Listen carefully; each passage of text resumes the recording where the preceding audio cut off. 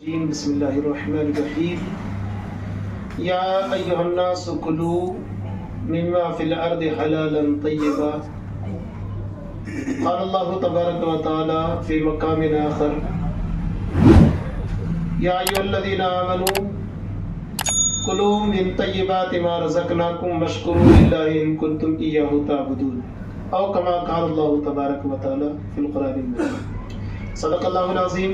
آئیے ایک مرتبہ درود پاک کا نذرانہ عقیدت پیش کریں۔ اللہم صل علی سیدنا و مولانا محمد و علی سیدنا و مولانا محمد وبارک وسلم صلاۃ و سلام علیک یا رسول اللہ صلی اللہ علیہ وسلم۔ میں نے ایک آیت مقدسہ تلاوت کی۔ اللہ تبارک و تعالی فرماتا ہے، اے ایمان والو، پاکیزہ رزق کھاؤ جو ہم نے تمہیں عطا کیا ہے، اور اپنے رب کا شکر ادا کرو اگر تم اسی کی عبادت کرتے ہو۔ دوسری جگہ قرآن پاک میں ایک جگہ اللہ نے فرمایا، اے ایمان والو، پاکیزہ مال کھاؤ اور حد سے نہ بڑھو، شیطان کی پیروی نہ کرو، کیونکہ شیطان انسان کا کھلا ہوا دشمن ہے۔ قرآن پاک میں کئی جگہ اس چیز کا ذکر فرمایا کہ پاکیزہ مال اختیار کرو، پاکیزہ رزق کھاؤ۔ حدیث پاک میں فرمایا آقا صلی اللہ تعالی علیہ وسلم نے، کسب المالی فریدۃ بعد الفرائض، کہ مال کمانا، رزق کمانا، یہ فرائض کے بعد اہم فریضہ ہے۔ فرائض جو ہے نماز، روزہ، حج، زکوٰۃ، ان کو ادا کرنے کے بعد حلال رزق کمانا یہ بھی بندے پر فرض ہے۔ قرآن پاک میں اللہ فرماتا ہے، فَإِذَا قُضِيَتِ الصَّلَاةُ فَانتَشِرُوا فِي الْأَرْضِ وَابْتَغُوا مِنْ فَضْلِ اللَّهِ، جب نماز ادا کر چکو، فَانتَشِرُوا فِي الْأَرْضِ، تو زمین میں پھرو، وَابْتَغُوا مِنْ فَضْلِ اللَّهِ، اللہ کا فضل تلاش کرو، یعنی روزی روٹی تلاش کرو۔ قرآن پاک میں اللہ نے فرمایا، وَجَعَلْنَا النَّهَارَ مَعَاشًا، کہ ہم نے دن کو روزگار تلاش کرنے کے لیے بنایا، روزگار کے لیے بنایا ہے۔ اور ایک جگہ قرآن پاک میں اللہ نے فرمایا، وَلَا تَنْسَ نَصِيبَكَ مِنَ الدُّنْيَا، اور اپنا دنیاوی حصہ مت بھولو، یعنی دنیا سے جو تمہارا حصہ ہے اس کو مت بھولو۔ آج ہمارا یہ کہ اگر دینی لائن میں ہم لگ گئے تو اس کے بعد صرف اور صرف اوراد و وظائف کریں اور یہ چیزیں کریں، اور پھر کہتے ہیں اللہ تبارک و تعالی رزق عطا فرمائے گا۔ اللہ ضرور رزق عطا فرمائے گا، لیکن اللہ تبارک و تعالی نے دنیا کے ساتھ چلنے کا بھی حکم دیا ہے۔ قرآن میں اللہ نے صاف طور پر فرمایا، وَلَا تَنْسَ نَصِيبَكَ مِنَ الدُّنْيَا، دنیا سے اپنا حصہ مت بھولو۔ دنیا سے جس طریقے سے دنیا کے اندر جو مال کمانے کے ذرائع ہیں، حلال طریقے سے ان کے ذریعے سے کماؤ۔ اگر ہم دیکھیں انبیاء کرام کی زندگی، تو حضرت آدم سے لے کر آقا صلی اللہ تعالی علیہ وسلم تک تمام انبیاء کرام کا اپنا کوئی نہ کوئی پیشہ تھا۔ اسلام کے اندر دو چیزوں پر، روزگار کے لیے دو چیزوں کا خاص طور پہ جو ہے زور دیا گیا ہے، ایک تجارت کا اور دوسرا یہ کہ اپنا کوئی پیشہ ہو، اپنے ہاتھ کا کوئی ہنر ہو۔ آج نوکری ہے اور یہ بھی اب ضروری ہو گیا ہے، کیونکہ اگر ہم نوکریاں نہیں کریں گے تو ہمارے حقوق جو ہے ہمیں نہیں ملیں گے، جو ہمارے اسلامی حقوق ہیں یا بنیادی حقوق ہیں وہ ہم پامال کر دیے جائیں گے۔ یہ ضروری ہے، لیکن اسلام کا جو کنسپٹ ہے وہ نوکری کا نہیں ہے، صرف اور صرف یا تو تجارت یا پھر اپنے ہاتھ کا کوئی ہنر ہو۔ حضرت آدم علیہ السلام کا آپ دیکھیں، حضرت آدم علیہ السلام کھیتی کیا کرتے تھے، خود کسان تھے۔ حضرت شیس علیہ السلام نے اپنے ہاتھ کا ہنر اپنایا، کپڑا بنانا۔ سب سے پہلا کپڑا بنانا حضرت شیس علیہ السلام نے شروع کیا تھا۔ سوئی کو سب سے پہلے ایجاد کرنے والے حضرت ادریس علیہ السلام تھے، کپڑے سلنے کے لیے سوئی کو حضرت ادریس علیہ السلام نے ایجاد کیا تھا۔ اسی طریقے سے حضرت داؤد علیہ السلام کو دیکھیں آپ، حضرت داؤد علیہ السلام لوہے کا کام کرتے تھے، جسے آج ہم لوہار کہتے ہیں۔ یہ حضرت داؤد علیہ السلام کا لوہے کا کام تھا، خود جو ہے اپنے ہاتھ سے زرہ بناتے تھے اور پھر بیچا کرتے تھے، اسی سے اپنا گزر بسر فرمایا کرتے تھے۔ اس کے علاوہ حضرت نوح علیہ السلام بڑھئی کا کام کیا کرتے تھے، آپ نے خود کشتی بنائی تھی۔ اسی طریقے سے دوسرے اکثر انبیاء کا کام جو ہے وہ یا تو انہوں نے کھیتی کا کام کیا ہے یا اپنا کوئی نہ کوئی پیشہ اختیار کیا ہے۔ حدیث پاک ہے، ما نبی الا رعى الغنم، کوئی نبی ایسے نہیں ہے جنہوں نے بکریاں نہ چرائی ہوں، انہوں نے اپنی بکریوں کے ذریعے سے اپنی روزی روٹی کا سامان بنایا۔ اور آقا صلی اللہ تعالیٰ علیہ وسلم نے فرمایا سب سے بہتر یہ ہے کہ بندہ دن بھر اپنے پیٹھ پر بوجھ لا دے، یہ اس سے بہتر ہے کہ لوگوں سے سوال کرے۔ آقا صلی اللہ تعالیٰ علیہ وسلم نے رزق حلال کمانے کے لیے اور بندے کو کسب معاش کے لیے بڑی تاکید فرمائی۔ یہاں تک فرمایا گیا کہ جو بندہ اپنے گھر والوں کے لیے رزق تلاش کرے، پورے دن محنت کرے، تو کل قیامت کے دن اس طریقے سے آئے گا کہ اس کا چاند اس کا چہرہ 14ویں کے چاند کی طرح چمکتا ہوگا۔ سبحان اللہ۔ اور اپنے رشتہ داروں کے لیے، اپنے گھر والوں کے لیے کسب معاش یعنی روزی روٹی تلاش کرنا، یہ نوافل نماز پڑھنے سے زیادہ ثواب کا اجر پائے گا جو بندہ یہ کرتا ہے۔ اور کمائے تو حلال کمائے، حلال پر آقا صلی اللہ تعالیٰ علیہ وسلم نے بڑی تاکید فرمائی ہے۔ ایک دن آقا صلی اللہ تعالیٰ علیہ وسلم کو روزہ تھا، گرمی کا زمانہ تھا، بڑا سخت دن تھا اور لمبا دن تھا۔ شام کے وقت حضرت شداد بن اوس رضی اللہ تعالیٰ عنہ کی بہن نے ایک دودھ کا پیالہ حضور کی بارگاہ میں بھیجا کسی بندے کے ذریعے سے کہ روزہ افطاری کر لیں گے حضور صلی اللہ علیہ وسلم، آج بڑی گرمی تھی اور بڑا سخت دن تھا۔ وہ لے کر آئے تو آقا صلی اللہ تعالیٰ علیہ وسلم نے فرمایا کہ یہ پوچھو ان سے جا کر کہ یہ دودھ کہاں سے دیا انہوں نے۔ حضور صلی اللہ علیہ وسلم نے ایک گھونٹ بھی نہ لیا، کہا پوچھو کہ کہاں سے دودھ دیا۔ جا کر پوچھا گیا تو انہوں نے عرض کیا یا رسول اللہ صلی اللہ علیہ وسلم میری خود کی بکری تھی اور بکری کا دودھ تھا۔ پھر حضور نے فرمایا جا کر ان سے دوبارہ پوچھ کر آؤ کہ یہ بکری کہاں سے لی انہوں نے۔ پھر دوبارہ جب پوچھا گیا تو انہوں نے عرض کیا یا رسول اللہ یہ بکری میری خود کی ہے پالتو۔ تب حضور صلی اللہ علیہ وسلم نے وہ دودھ نوش فرمایا۔ دوسرے دن حضرت شداد بن اوس کی بہن آئی، انہوں نے پوچھا یا رسول اللہ آپ نے کل اتنی تفتیش کی، میں نے گرمی کی وجہ سے دودھ بھیجا تھا آپ کی بارگاہ میں، تو حضور نے فرمایا ہمیں حکم دیا گیا ہے کہ ہم پاکیزہ کھائیں اور نیک عمل کریں، اور یہی ساری امت کو حکم دیا گیا کہ پاکیزہ کھائیں۔ آقا صلی اللہ تعالیٰ علیہ وسلم نے فرمایا کہ جس جسم کے اندر حرام کا لقمہ جائے تو وہ جنت میں نہیں جائے گا، اس کے لیے جہنم ہی مناسب ہے جس کے پیٹ میں حرام کا لقمہ جائے۔ اور ترمذی کی حدیث آقا صلی اللہ علیہ وسلم فرماتے ہیں کہ بہت سے ایسے لوگ ہیں جو لمبا سفر کرتے ہیں، ان کے چہرے گرد آلود ہوتے ہیں، بال بکھرے ہوئے ہوتے ہیں، یا ربی کہتے ہیں لیکن ان کی دعا کوئی قبول نہیں ہوتی، کیونکہ ان کے پیٹ میں حرام لقمہ ہوتا ہے، ان کا پیٹ کے اندر حرام مال ہوتا ہے، جس کی وجہ سے دعائیں کیسے قبول ہوں گی۔ تو اس لیے حضرت سعد بن ابی وقاص رضی اللہ تعالیٰ عنہ نے حضور کی بارگاہ میں عرض کیا یا رسول اللہ صلی اللہ علیہ وسلم میرے لیے دعا کریں کہ میں مستجاب الدعوات بن جاؤں۔ تو آقا صلی اللہ علیہ وسلم نے فرمایا سعد اپنی روزی حلال کر لو تم مستجاب الدعوات بن جاؤ گے۔ مستجاب الدعوات کا مطلب یہ کہ جو دعا کرو گے وہ دعا قبول ہوگی۔ اپنی روزی حلال کر لو، اللہ تبارک و تعالیٰ تمہیں مستجاب الدعوات بنا دے گا۔ اسی طریقے سے دوسری بھی کئی حدیثیں جس میں آقا صلی اللہ تعالیٰ علیہ وسلم نے یہ ذکر فرمایا۔ ایک مرتبہ کسی کا وصال ہو گیا، آقا صلی اللہ علیہ وسلم ان کے جنازے میں تشریف لے گئے۔ اتنا باریک مسئلہ ہے رزق حلال کا، ہم سوچتے ہیں ہماری دعائیں قبول نہیں ہوتی، عبادتیں قبول نہیں ہوتی، عبادت کے اندر مٹھاس پیدا نہیں ہوتا ہے، حلاوت نصیب نہیں ہو رہی۔ تو اس کی ساری وجوہات دو چیزیں، ایک تو رزق اور دوسری زبان کی حفاظت۔ امام غزالی رحمۃ اللہ تعالیٰ علیہ فرماتے ہیں کہ اگر تمہاری عبادت کی لذت ختم کر دی گئی تو تم دو چیزوں میں غور کرو، ایک تو یہ کہ رزق تو کہیں تمہارے پاس حرام کا نہیں آیا، اور دوسری چیز یہ کہ زبان سے کوئی ایسی بات تو نہیں کی جس کی وجہ سے اللہ تعالیٰ ناراض ہو گیا۔ عام طور پہ عبادت کی لذت ان دو چیزوں سے چھینی جاتی ہے۔ آقا صلی اللہ تعالیٰ علیہ وسلم ایک صحابی کی جنازہ میں تشریف لے گئے تو ان کی زوجہ محترمہ نے سوچا کہ دور سے حضور صلی اللہ علیہ وسلم تشریف لائے، آپ کے صحابہ بھی ساتھ میں ہیں، تو ان کی زوجہ نے کھانا بنایا اور آقا صلی اللہ تعالیٰ علیہ وسلم کی بارگاہ میں بھیجا ایک بندے کو، کہا کہ حضور سے فرمایا کہ کھانا عرض کریں کہ ہمارے یہاں کھانا کھائیں۔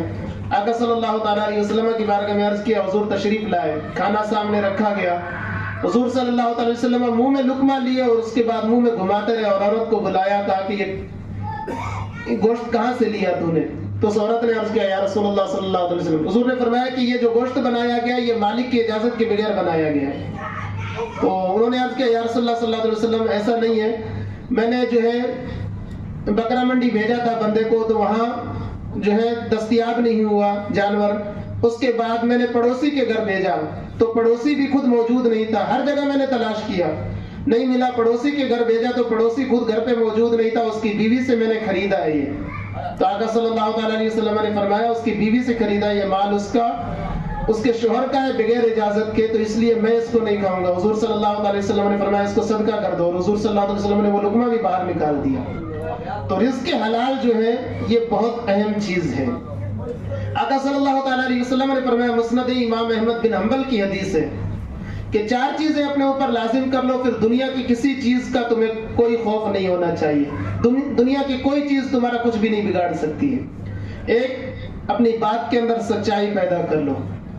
दूसरा, हुस्न अखलाक को लाजिम कर लो अपने लिए, अच्छे अखलाक को लाजिम कर लो। अमानत में खयानत करना छोड़ दो, अमानत की हिफाजत अपने लिए लाजिम कर लो। और चौथी चीज हुजूर सल्लल्लाहु अलैहि वसल्लम ने फरमाया रिज़्क़ हलाल को अपने लिए लाजिम कर लो। ये 4 चीजें अपने लिए लाजिम कर लो, दुनिया की कोई भी चीज तुम्हें नुकसान नहीं पहुंचाएगी। उसके बाद आका सल्लल्लाहु अलैहि वसल्लम ने की एक दूसरी हदीस पाक में हुजूर ने फरमाया कि हराम माल जो होता है वो 3 चीजों से खाली नहीं। एक तो ये है कि उसके अंदर बरकत खत्म कर दी जाती है हराम माल के अंदर। दूसरा ये कि उससे सदका किया जाए तो वो कबूल नहीं किया जाता है। तीसरी बात ये कि अगर छोड़कर जाओगे तो वो पीछे जो वारिसीन के अंदर तकसीम होगा वो तुम्हारे लिए जहन्नम का ज़ख़ीरा बन जाएगा। तो इसलिए जो है माले हराम से बचना बहुत जरूरी है। कुरान पाक और हदीस पाक में इसकी बहुत वईद आई है। अल्लाह तबारक व तआला हमें इससे बचने की तौफीक अता फरमाए और रिज़्क़ हलाल कमाने की तौफीक अता फरमाए। रिज़्क़ हलाल तिजारत है, सबसे बेहतरीन जो चीज है वो तिजारत है। तिजारत के अंदर अल्लाह ताला ने बेपनाह बरकत रखी है। आप मुहाजिरीन की तारीख पढ़कर देखें, जब मुहाजिरीन कहते हैं जो मक्का से हिजरत करके मदीना आए, तो सहाबा किराम जब मदीने में आए तो उनके पास कुछ भी नहीं था। हुजूर सल्लल्लाहु अलैहि वसल्लम ने भाईचारा कायम किया अंसार और मुहाजिरीन में। तो अंसार ने यहाँ तक कह दिया कि हमारी 2 बीवियां हैं तो हम एक को तलाक दे देंगे और उसके बाद इद्दत के बाद आप शादी कर लेना। हमारे 2 घर हैं तो हम एक घर दे देते हैं आपको, हमारे माल में से हर चीज आधी आधी दे देते हैं, क्योंकि सब कुछ वहीं छोड़कर मुहाजिरीन आए थे। हजरत अब्दुर्रहमान बिन औफ भी उन्हीं में से थे। हजरत अब्दुर्रहमान बिन औफ ने कहा नहीं, हमें मदीने का बाजार दिखा दे, ये हमारे लिए काफी है, हमें कुछ भी नहीं चाहिए। हजरत अब्दुर्रहमान बिन औफ मदीने के बाजार में गए, थोड़ा सा आपके पास मक्खन था, थोड़ा सा पनीर लेकर गए बाजार के अंदर और जाकर वहां आपने अपनी तिजारत शुरू की। और बाद में एक ऐसा वक्त आया कि एक मर्तबा मदीने की तरफ हजरत आयशा रज़ियल्लाहु ताला अन्हा ने देखा कि एक धूल उठ रही है। तो हजरत आयशा ने फरमाया मुझे लगता है कि मदीने पर कोई हमला करने वाला है, नौजवानों को तैयार करो। तो किसी ने आकर खबर की कि अम्मा हमला करने वाला नहीं, अब्दुर्रहमान बिन औफ का काफिला गया था मुल्क शाम तिजारत के लिए, वो वापस लौट कर आ रहा है। और जब काफिला वापस आया था तो उस काफिले के अंदर 100 ऊंट सामान के लदे हुए थे। ये हजरत अब्दुर्रहमान बिन औफ की तिजारत में बरकत रखी है अल्लाह तबारक व तआला ने। हमारे उस्ताद मोहतरम अल्लामा अब्दुल शकूर शेखुल हदीस जामिअतुल अशरफिया फरमाया करते थे कि तिजारत में अल्लाह ताला ने इतनी बरकत रखी है कि एक अगर तुम बीड़ी और गुटके का भी अगर थोड़ा सा शुरू करो लेकर, यानी कम से कम पैसे तुम्हारे पास 100-200 रुपए, तब भी शुरू करो तो इंशाअल्लाह अल्लाह ताला एक दिन बरकत देगा कि तुम बड़े ताजिर बन जाओगे। अल्लाह ने तिजारत के अंदर बरकत रखी, क्योंकि तिजारत जो है ये आका सल्लल्लाहु अलैहि वसल्लम का महबूब पेशा था। हुजूर सल्लल्लाहु अलैहि वसल्लम ऐलान नबुव्वत से पहले तिजारत के घर से सफर किए थे। हजरत अबू बकर सिद्दीक रज़ियल्लाहु ताला अन्हु खुद तिजारत के घर से सफर किया करते थे। और भी कई सहाबा किराम ने और अंबिया किराम ने जो है तिजारत का काम किया है।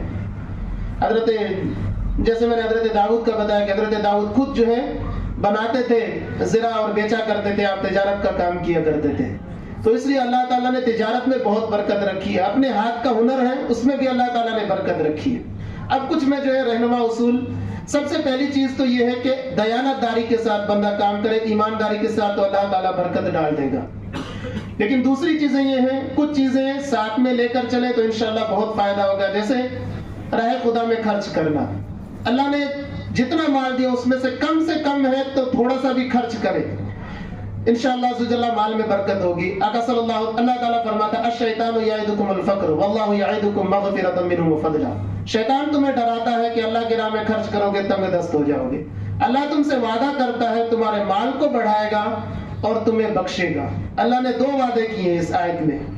سورہ بقرہ کی آیت ہے کہ اللہ تمہیں بخشے گا بھی اور تمہارے مال کو بھی بڑھائے گا۔ تو انشاءاللہ عز و جل اگر آپ تھوڑے سے مال میں سے تھوڑا سا بھی صدقہ کریں گے تو مال کے اندر بڑھوتری ہوگی۔ اور دوسری حدیث پاک میں حضور صلی اللہ علیہ وسلم نے فرمایا، میری عزت و جلال کی قسم، میں نے کوئی بندہ نہیں دیکھا جس نے اللہ کی راہ میں خرچ کیا اور پھر وہ تنگ دست ہو گیا۔ تو اس لیے جو ہے ایک چیز تو یہ کہ راہ خدا میں مال خرچ کرنا یہ مال کو بڑھانے کا سبب ہے۔ دوسری چیز درود پاک کو کثرت سے پڑھیں۔ درود پاک جو ہے ہر کام کے لیے بہتر ہے۔ کسی پر اگر قرض ہے تو درود پاک کثرت سے پڑھیں۔ اگر مال تجارت نہیں چل رہی ہے، نقصان ہو رہا ہے، کثرت سے درود پاک پڑھیں، اللہ تبارک و تعالیٰ اس میں برکت عطا فرمائے گا۔ سلطنت عثمانیہ کے ایک بادشاہ گزرے سلطان عبد الحمید، جو تقریباً آخری بادشاہ تھے، بڑے متقی پرہیزگار تھے۔ ان کے زمانے علامہ یوسف نبہانی رحمۃ اللہ تعالیٰ نے اپنی کتاب کے اندر واقعہ ذکر کیا کہ ان کے زمانے میں ایک بندہ تھا جو بڑا قرض میں ڈوبا ہوا تھا۔ 300 درہم یا دینار اس پر کچھ قرض تھا۔ تو جو قرض مانگنے والا تھا وہ مطالبہ بار بار کر رہا تھا اور ان کے پاس کچھ تھا ہی نہیں دینے کے لیے۔ اس نے جا کر قاضی کے پاس مقدمہ دائر کر دیا۔ قاضی نے ایک ڈیٹ دے دی کہ اس ڈیٹ سے پہلے آپ کو جو ہے پیسے ادا کرنے، ورنہ آپ کو جیل میں ڈال دیا جائے گا۔ یہ بندہ کام کے لیے جاتا، کام بھی نہیں ملتا، مسجد میں آتا اور بیٹھ کر درود پاک پڑھتا رہتا۔ تاریخ بالکل نزدیک آ گئی، درود پڑھتے پڑھتے اور دعا کرتا رہا کہ یا اللہ کوئی نہ کوئی راستہ بنا۔ آنکھ لگ گئی، آقا صلی اللہ تعالیٰ علیہ وسلم کا دیدار ہوا۔ حضور صلی اللہ تعالیٰ علیہ وسلم نے فرمایا کہ جاؤ عبد الحمید سے کہہ دو وہ تمہارا قرض ادا کر دے گا۔ اب آنکھ کھلی تو اس کے بعد وسوسے آئے کہ عبد الحمید سے جا کر کہوں گا تو وہ دلیل مانگے گا، کہ ایسے تو کوئی بھی آ کر کہہ سکتا ہے کہ حضور نے فرمایا کہ قرض ادا کر دے، بتاؤ کوئی دلیل تو۔ پھر سوچنے لگے اور اس دن نہیں گئے، پھر درود پاک پڑھتے رہے۔ دوسرے دن خواب میں حضور کا دیدار ہوا۔ حضور نے فرمایا جاؤ اور ان سے کہہ دینا کہ تم اتنی مرتبہ درود پاک پڑھتے ہو اور کل تم نہیں پڑھ پائے تھے، یہی دلیل ہے اور تمہارا وہ قرض ادا کر دیں گے۔ تو پھر دوبارہ جو ہے اس دن وہ بندہ گیا، وہاں جا کر سلطان عبد الحمید کو بتایا تو سلطان عبد الحمید نے کہا واقعی میں کل رات کو درود پاک نہ پڑھ پایا تھا۔ تو پھر اس نے 900 دینار دیے اسے، کہا کہ 300 تیرا قرض ادا کرنے کے لیے، 300 جو تو نے مجھے خوشخبری سنائی کہ حضور کی بارگاہ میں میرا درود جو ہے مقبول ہو چکا ہے، اور 300 تجھے کاروبار شروع کرنے کے لیے میں دے رہا ہوں۔ وہ 900 لے کر وہ واپس آیا اور قاضی کے پاس جا کر جب پیسے دیے تو جو پیسہ مانگنے والا تھا اس نے کہا اس کے پاس تو ایک موٹی بوڑی بھی نہیں تھی، اس کے پاس یہ پیسہ کہاں سے آیا؟ اس نے ضرور کہیں نہ کہیں چوری کی ہے۔ بالآخر قاضی کے سامنے انہوں نے بتانے سے ہچکچاہٹ محسوس کی۔ جب قاضی نے کہا کہ بتاؤ کہاں سے آیا پیسہ، تو انہوں نے پورا واقعہ بیان کر دیا۔ اب قاضی نے کہا کہ میں جو ہے تمہارا قرض ادا کروں گا، تم قرض ادا نہیں کرو گے۔ قاضی نے اپنی طرف سے 300 جو ہے اس کو دیے، کہا کہ یہ میری طرف سے میں قرض ادا کر رہا ہوں۔ تو سامنے والے بندے نے کہا کہ میں بھی اتنا بدبخت نہیں ہوں کہ جو حضور کی بارگاہ میں مقبول ہو اس بندے سے قرض لوں، میں نے اپنا قرض معاف کر دیا۔ تو وہ 1200 دینار جو ہے لے کر اپنے گھر آ گیا۔ تو محدثین فرماتے ہیں کہ اگر کوئی بندہ قرض میں ڈوبا ہوا کسی بھی پریشانی کے اندر ہے، درود پاک کثرت سے پڑھے۔ حضرت ایک صحابی سے آقا صلی اللہ علیہ وسلم نے فرمایا، حدیث کا مفہوم میں عرض کر رہا ہوں، لمبی حدیث ہے، کہ اگر تو تمام وقت جو ہے درود پاک پڑھے تو تیرے لیے یہ کافی ہے، تمام رنج و غم سے اللہ تعالیٰ تجھے نجات دے دے گا۔